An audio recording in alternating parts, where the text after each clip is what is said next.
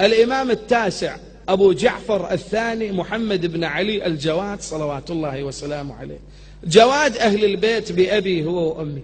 الإمام لما حج روحي فداه نزل في منزل يقال له زبالة.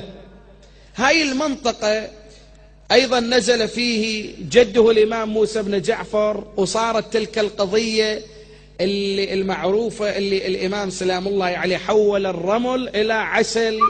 زين، اللي الإمام سلام الله عليه حول الرمل إلى عسل. زين، ده علم صايعة يابا.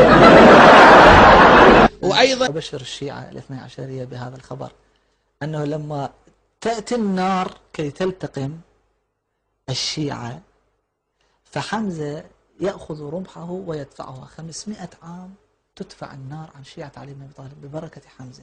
أنت بتتكلم جد؟ مات. لا حول ولا قوة إلا بالله. والله ما أعرف غير منك دلوقتي يا أبو حميد.